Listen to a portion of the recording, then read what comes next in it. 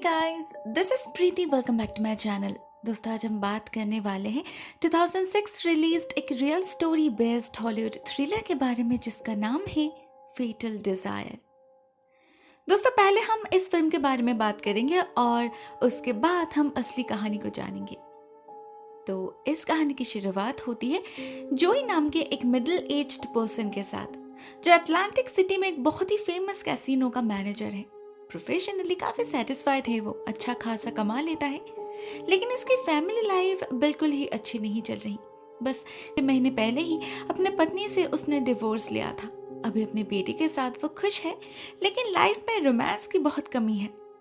उसकी एक कलीग पॉला उसे बहुत पसंद करती है, कई बार हिंट्स भी दिया है, मगर उसे कुछ डिफरेंट चाहिए था। तो वो ऑनलाइन डेटिंग साइट पे ट्राई करता है और वहां उसकी मुलाकात होती है एक तानिया नाम की लड़की से। भले ही वो सिर्फ 27 इयर्स की थी, मगर वो जोई में काफी इंटरेस्ट ले रही थी। दोनों लगातार कई दिनों तक बातें करते हैं। ईमेल के थ्रू तानिया अपनी फोटो भी भेजती है, जिसे देखकर जोई उसका दीवाना हो जाता है। बिल्कुल किसी टीनेजर की तरह बिहेव करने लगा था वो। उसकी हालत देखकर पॉला को बहुत खराब लगता है। वो उसके सामने है, फिर भी उसका प्यार जोई को क्यों नहीं दिख रहा। वो उसे वार्न भी करती है, ऐसे ही बिना किसी को जाने पहचाने उससे इमोशनली अटैच्ड होना सही नहीं है। जोई को भी ये ठीक लगता है, तो वो तानिया से कह देता है उससे मिलने के लिए, नहीं तो वो ये रिश्ता और कंटिन्यू नहीं करेगा। एक्चुअली खेल खेल में ही जोई इस लड़की को पसंद करने लगा था। उसे फील हो रहा था शायद इससे बात बन सकती है, मगर स्क्रीन के उस पार कौन सच में क्या है वो पता करना आसान नहीं होता। उसे पता नहीं चलता तानिया असल में मैरिड है, इवन उसकी एक छोटी सी बच्ची भी है। अपने पति से छुपकर वो ये सब क्या करती है, ये पता होने के बावजूद कि इसका अंजाम क्या होने वाला है। और तो और जब जोई जिद करता है तो वो उससे भी मिलने आ जाती है अटलांटिक सिटी में। जोई ने तो बिल्कुल भी एक्सपेक्ट नहीं किया था। इतना खुश हो जाता है वो कि जब तानिया रिवील करती है कि वो मैरिड है, अपनी बेटी की फोटो भी दिखाती है, तब भी जोई के एक्सप्रेशन में कोई चेंज नहीं आता। उसे कोई प्रॉब्लम नहीं थी एक मैरिड वुमन के साथ अफेयर करने में। तानिया उससे कुछ हाइड नहीं कर रही, यही बहुत बड़ी बात थी।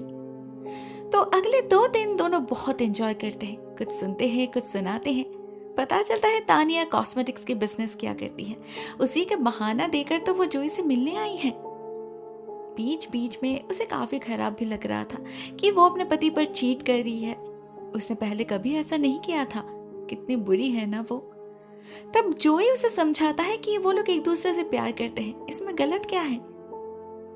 जोई चाहता था उसे घर ले जाकर अपने बेटे से मिलवाएगा, मगर वो पॉसिबल नहीं हो पाता क्योंकि उसी दिन तानिया को वापस जाना पड़ता है। जोई बहुत रिक्वेस्ट करता है एक और दिन के लिए रुकने के लिए, मगर वो नहीं मानती। लौटने का प्रॉमिस करती है और निकल जाती है। तानिया के प्यार ने जोई को बहुत बदल दिया था। वो पहले से भी ज्यादा खुश रहने लगा था अपने बेटे से। उसका रिश्ता भी इम्प्रूव कर रहा था। पॉला भी खुश थी उसके लिए। ऐसे में एक दिन जोई को एक वीडियो टेप रिसीव होता है। उसमें तानिया के वीडियोस थे, प्राइवेट वीडियोस, जो उसने सिर्फ जो के लिए बनाई थी, जिससे जोई उसके एब्सेंस में भी उसे फील कर पाए। ऐसा तो कोई तभी करेगा ना जब उसे यकीन हो कि इसी बंदे के साथ उसे रहना है। जो अपनी फीलिंग्स के बारे में तो पहले से ही श्योर था, अभी वो तानिया के बारे में भी श्योर हो जाता है। उसे यकीन हो चुका था कि वो भी उससे उतना ही प्यार करती है। ऐसे ही कुछ दिन बीत जाते हैं फोन कॉल्स और ईमेल्स के थ्रू, और फिर एक दिन तानिया उसे बताती है कि वो जोई से मिलने आ रही है, उसे कुछ बताना है। जोई को कोई आइडिया नहीं था वो क्या बताने वाली है, मगर वो बहुत ही ज्यादा सीरियस साउंड कर रही थी, इसीलिए जोई को भी टेंशन होने लगता है। फाइनली उसके आने पर जोई को पता चलता है कि वो प्रेग्नेंट है। साथ में बच्चे की वीडियो भी दिखाती है उसे। तानिया को डर था कहीं ये बात जान के जोई उसे छोड़ ना दे, मगर असल में तो वो बहुत ही ज्यादा खुश हो जाता है। वो तानिया से कहता है अपने पति से डिवोर्स लेकर उससे शादी करने के लिए। वो भी तो यही चाहती है ना, मगर तानिया राजी नहीं होती। कहती है उसका पति मार्क कभी नहीं मानेगा। डिवोर्स तो बहुत दूर की बात है, अगर उसे इस अफेयर के बारे में भी भनक लगी तो वो उसे जान से मार डालेगा। और जोई के साथ क्या करेगा वो तो उसे पता भी नहीं। एक्चुअली मार्क दिखाता तो है कि वो सिर्फ एक जंकयार्ड का मालिक है, एक बहुत ही नॉर्मल इंसान है, लेकिन वो असल में एक क्रिमिनल है। सारे एंटी सोशल गैंग के साथ काम करता है वो। ऐसा कुछ भी नहीं है जो वो नहीं कर सकता। सब कुछ सुनने के बावजूद जोई उम्मीद नहीं छोड़ता। उसे कुछ भी करके तानिया को अपने पास लाना था, भले उसके लिए उसे उस मार्क से डील करना क्यों न पड़े। वो तानिया को अपने बेटे टेडी से भी मिलवाता है। टेडी को कोई प्रॉब्लम नहीं थी उसे एक्सेप्ट करने में। उसके डैड खुश थे तो वो भी खुश था। इवन वो खुद तानिया से कहता है उनके घर में रुकने के लिए। जोई बहुत खुश था इस आउटकम से, मगर तानिया नहीं, क्योंकि उसे पता था वो लोग बेकार में ही सपने सजा रहे हैं। ना मार्क उसे कभी डिवोर्स देगा, ना वो कभी जोई से शादी कर पाएगी। बातों बातों में जोई को यह भी पता चलता है कि तानिया अभी भी मार्क के साथ इन्वॉल्व्ड है फिजिकली। इवन यहाँ आने से 2 दिन पहले भी वो लोग इंटीमेट हुए थे। इससे जो थोड़ा सा कंफ्यूज हो जाता है और नाराज भी, ये बच्चा आखिर उसका ही है ना। तब तानिया उसे अश्योर करती है कि मार्क फिर कभी पिता नहीं बन सकता, क्योंकि उनके बेटी के जन्म के बाद ही खुद को स्टेरिलाइज कर लिया था और वो अपने मर्जी से उससे इंटीमेट नहीं होती। मना करने पर मार्क उसे बहुत मारता है, इसीलिए राजी होना पड़ता है। वो फिर से हॉस्पिटल जाना नहीं चाहती। जो इसकी हालत समझ पा रहा था, उसका तो मन कर रहा था वो अभी जाके मार्क से बात करे, मगर तानिया उसे कुछ भी करने से मना करती है। 9 साल की उम्र से ये सब सहन कर रही है वो, उसे आदत है। वो हर दिन प्रे करती है किसी तरह उसकी मौत हो जाए, लेकिन शायद भगवान भी चाहते हैं कि वो सफर करे, इसीलिए तो उसे जिंदा रखे हैं। जोई उससे कहता है नेक्स्ट टाइम अगर मार्क उस पर कभी हाथ उठाया तो उसे अपने घाव के फोटोज क्लिक करने हैं, इससे वो कुछ एक्शन ले पाएगी। मगर इस बार जब तानिया लौटती है, उसके कुछ दिन बाद ही जोई को मार्क से एक मेल मिलता है, जिसमें उसने साफ साफ लिखा था कि उसे उनके अफेयर के बारे में पता है। उसे पता है उसकी वाइफ प्रेग्नेंट है और उस बच्चे के साथ उसे क्या करना है वो भी उसे अच्छी तरीके से पता है। ये एक थ्रेट था, तो जायज से जोई को टेंशन तो होगी ही। वो उसी वक्त तानिया को कॉल करता है उसके घर में, उसे सब कुछ बताकर मार्क से बात करने की जिद करता है, मगर तानिया उससे कहती है वो सब कुछ संभाल लेगी, उसे बात करने की कोई जरूरत नहीं। साथ में उसे फिर कभी इस नंबर पे कॉल करने से भी मना करती है। मौका देकर वो खुद ही उसे कॉल कर लेगी। जोई उसकी बात मान लेता है, मगर वो कॉल कभी नहीं आता। पूरा दिन पूरी रात इंतजार करने के बावजूद भी नहीं, तो जोई को ही कॉल करना पड़ता है, जो रिसीव करता है मार्क। जोई तानिया को और किसी मुसीबत में डालना नहीं चाहता था, तो कुछ बोले बिना ही फोन काट देता है। इसके बाद तानिया जैसे गायब ही हो जाती है, ना कोई फोन ना मेल, कुछ भी नहीं। जोई को उसकी इतनी बुरी आदत लग चुकी थी कि उससे बिछड़ने का गम बर्दाश्त नहीं कर पाता। वो पागलों की तरह ड्रिंक करने लगता है, दूसरे कैसीनो में जाकर तमाशा करता है, जिस कारण से उसे जेल भी जाना पड़ता है। ये पूरा समय पॉला थी उसके साथ। उसे तड़पते देख बहुत ही हेल्पलेस फील कर रही थी वो जोई को बहुत समझाती है, मगर जोई तो जैसे अपनी जिंदगी को जूले के नाम ही कर चुका था। फाइनली कई हफ्तों बाद एक दिन उसे जूली का मेल मिलता है। पता चलता है वो इतने दिनों से हॉस्पिटल में थी, इसीलिए ही तो कांटेक्ट नहीं कर पाई। उस दिन मार्क के पता चलने के बाद उसने जूली के साथ कुछ ऐसा किया जो जूली ने भी कभी सोचा नहीं था। उसने अपने क्रिमिनल दोस्तों को छोड़ दिया जूली के पीछे, और उन लोगों ने जूली को घसीटकर घर के पीछे वाले पुल साइड में ले जाकर उसका रेप किया। बहुत मारा उसे, इतना तड़पाया कि बेचारी का मिसकैरेज ही हो गया। तानिया जोई को कुछ पिक्चर्स भी भेजती है, जिससे जोई चौंक उठता है। तानिया के पूरे शरीर पे काले धब्बे पड़ चुके थे, जगह जगह खून निकल रहा था, इवन उसका चेहरा भी बिगड़ चुका था। जोई और खुद को काबू नहीं कर पाता, उसे इसका बदला लेना ही होगा एट एनी कॉस्ट। तो सुबह होते ही वो अपनी गन उठाता है और निकल पड़ता है पिट्सबर्ग की तरफ। जूली पहले तो उसे मना करती है, लेकिन उससे भी और सहन नहीं हो रही थी। उसे भी जस्टिस चाहिए थी, तो वो जोई को डायरेक्शन बताकर मदद करती है। किस रास्ते से जाने से वो जल्दी पहुंच पाएगा, कहाँ पुलिस नहीं होगी, सब कुछ बता देती है वो जोई को। एंड उन्हें फॉलो करके फाइनली जोई जा पहुंचता है मार्क के जंकयार्ड वाले ऑफिस में। तब मार्क वहां अकेला ही था।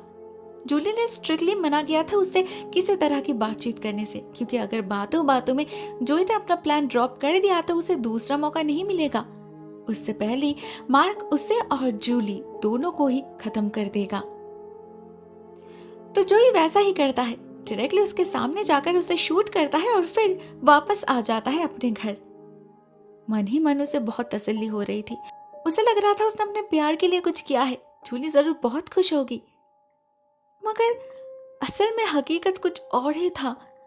हम जूली को देखते हैं अपने दोस्त के साथ बैठकर बिंदास पीएनपीसी करते हुए। उसके दोस्त को जोई के बारे में पता था, लेकिन अब जब वो जूली से पूछती है उसके बारे में, जूली कह देती है कि उसने ब्रेकअप कर लिया है, क्योंकि उसे रियलाइज हो चुका है कि वो मार्क से ही प्यार करती है और उसे चीट करना ठीक नहीं है। उसका बिहेवियर बहुत ही हैरान करने वाला था। हम समझ नहीं पाते वो आखिर ऐसा क्यों कह रही है। और उसके बाद जब वहां एक ऑफिसर आकर उन्हें मार्क के खून के बारे में इन्फॉर्म करते हैं, जूली अपना एक और ही रूप दिखाती है। जोर जोर से रोना शुरू कर देती है। वो कोई समझ ही नहीं पाता कि वो नाटक कर रही है। पुलिस को लगता है ये किसी रॉबरी का केस है, तो वो लोग उसी तरह केस को इन्वेस्टिगेट करने लगते हैं। कुछ दिन के अंदर ही सारे रिचुअल्स कंप्लीट हो जाते हैं और बिना किसी झंझट के जूली को मार्क के इंश्योरेंस पॉलिसी से अच्छा खासा अमाउंट भी रिसीव हो जाता है। तब बाहर आता है उसका असली चेहरा। हम देखते हैं जूली उन पैसों से अपना एक नया लाइफ क्रिएट कर रही है। हर रोज नए नए कपड़े, मेकअप खरीदने लगी है वो। इवन नए फर्नीचर से घर को भी सजाई है। उसके खुशी से सबको बहुत अजीब लगता है। इवन उसकी दोस्त उसे समझाती भी है कि वो अभी अभी विधवा हुई है, ये सब उसे शोभा नहीं देता। लेकिन जूली नहीं रुकती। इसी दिन के लिए तो उसने इतना सब कुछ किया। अब जब उसे आजादी मिल चुकी है तो वो एंजॉय क्यों ना करे। उधर जोई, जिसने उसके लिए इतना बड़ा रिस्क लिया, जूली उसे भुला चुकी थी। जोई उसे हर रोज पागलों की तरह ईमेल करता रहता है और जूली उन मैसेजेस को डिलीट करती रहती है। अपने तरफ से सारा कांटेक्ट तोड़ चुकी थी वो। उसका काम जो पूरा हो चुका था। वो जोई से कोई प्यार व्यार नहीं करती। असल में वो बस उसका इस्तेमाल कर रही थी अपने लाइफ से मार्क नाम के ऑब्स्टेकल को दूर करने के लिए, जो उसने कर दिया।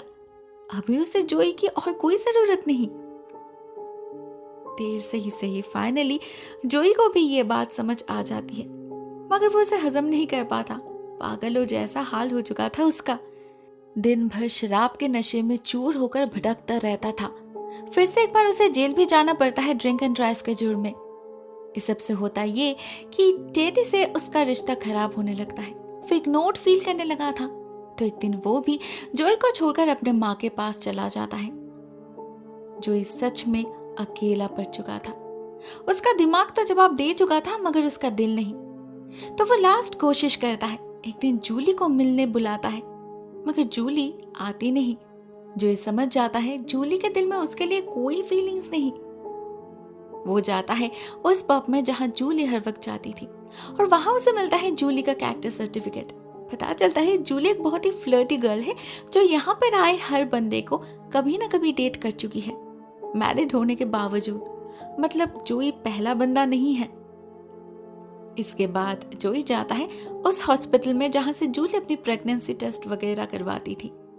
जोई के पास वो वीडियो भी था, तो वो उसके डॉक्टर से बात करने की कोशिश करता है, मगर जवाब में उसे जो पता चलता है उससे उसे एक बहुत ही बड़ा शॉक लगता है।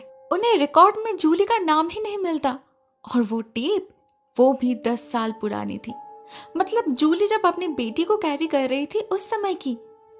नेक्स्ट जोई जाता है जूली के घर के बैकयार्ड में और वहां उसे मिलता है दूसरा झटका, क्योंकि वहां कोई पुल था ही नहीं। मतलब जो रेप सीन जूली ने इतने अच्छे से डिस्क्राइब किया था वो कभी हुआ नहीं। ना कोई मिसकैरेज हुआ था उसका, क्योंकि प्रेग्नेंट तो वो थी ही नहीं। जोई सब कुछ समझ चुका था, लेकिन फिर भी कहीं ना कहीं उसके दिल में एक उम्मीद थी कि जरूर कोई कारण होगा, जरूर जूली ने मजबूरन ये सब किया होगा। वो उसे धोखा नहीं दे सकती। लेकिन जब वो जूली के घर से एक दूसरे लड़के को निकलते हुए देखता है और कन्फ्रंट करने पर जूली एक्सेप्ट कर लेती है कि वो उसका बॉयफ्रेंड है, जोई के दिल को जवाब मिल जाता है। वो समझ जाता है इतने दिनों से वो एक झूठ को सच मान रहा था। इस औरत के चक्कर में उसने एक बेगुनाह इंसान का खून कर दिया था। मार्क ने तो कभी कुछ किया ही नहीं था शायद। वो घाव के निशान तो असल में मेकअप था, और ईमेल्स मार्क ने नहीं, जूली ने भेजा था जोई को उकसाने के लिए। जोई जब एक एक करके ये सारे बातें एनालाइज कर रहा था, जूली पूरा समय उसी के सामने खड़ी थी। उसके चेहरे पर कोई रिग्रेट नहीं था, उल्टा वो हंस रही थी, ऐसे कुछ बहुत बड़ा अचीव कर लिया हो उसने। कितना बुद्धू है ना जोई, उसे खुद पर ही हंसी आ रहा था। वो जूली से और कुछ नहीं कहता, घर लौट आता है और खुद को कमरे में कैद कर लेता है। अंदर से टूट चुका था जोई, जीने की सारी उम्मीदें खो चुका था।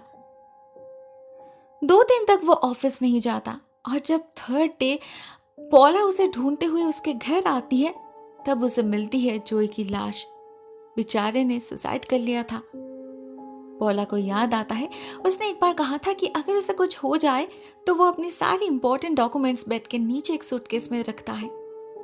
पॉला ढूंढ निकालती है उस सूटकेस को, और उसमें रखे सुसाइड नोट से उसे सारा मामला समझ आ जाता है। वहां जोई ने अपने जुर्म कबूल कर लिया था और जूली के बारे में भी बताया था। उसके पास जितने भी प्रूफ्स थे सब कुछ मेंशन किया था उसने, इसी उम्मीद में कि जिंदा रहते ना सही, लेकिन शायद उसके मरने के बाद उस औरत को सजा मिलेगी। पुलिस अगले दिन ही जूली को अरेस्ट कर लेती है। कंटिन्यूअसली उसे इंटेरोगेट किया जाता है, मगर जूली बार बार एक ही जवाब देती है कि वो किसी जोई को नहीं जानती। फिर जब उसे सबूत दिखाए जाते हैं, तब वो कहती है कि ऐसे हजारों लोगों से वो ऑनलाइन मिल चुकी है, डेट कर चुकी है। वो प्राइवेट वीडियोस वो भी कई सारे लोगों के पास है। वो लोगों को एंटरटेन करना पसंद करती है, इट्स अ गेम। मार्क को ये सब पसंद नहीं था, इसीलिए उसने उसको हटा दिया। वैसे भी बोर हो चुकी थी उससे। इसमें हैरान होने वाली क्या बात है, ऐसे तो सभी करते हैं ना। उसने किसी का खून तो नहीं किया।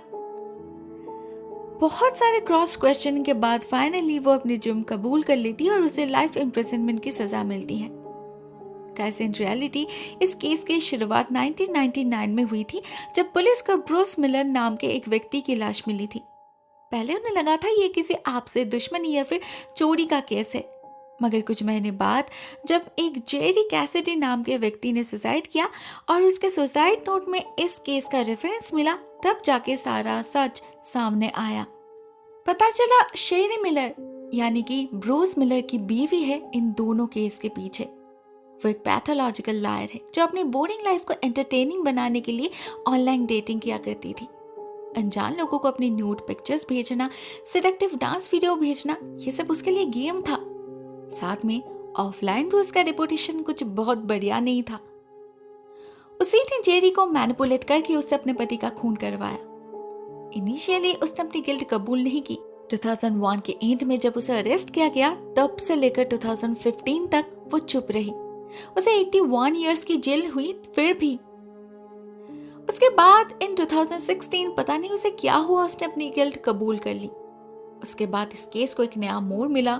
बीच में उसे एक बार बेल मिली थी, मगर फिर से वापस जाना पड़ा, और इस बार लाइफ टाइम के लिए। अभी भी वो जेल में ही है। दोस्तों, ये कहानी यहीं पर एंड हो जाती है। एक बहुत ही अनोखी कहानी लगी मुझे ये, और थ्रिलर से ज्यादा तो ट्रेजेडी थी। ब्रूस और जेरी दोनों ही विक्टिम थे, बिना किसी दोष के भुगतना पड़ा उन्हें। पता नहीं कोई सिर्फ अपने मजे के लिए ये सब कैसे कर सकता है। आज के लिए बस इतना ही दोस्तों। Thank you so much for watching this video. बहुत जल्द मिलते हैं किसी और नए वीडियो के साथ। तब तक के लिए टेक केयर, टाटा।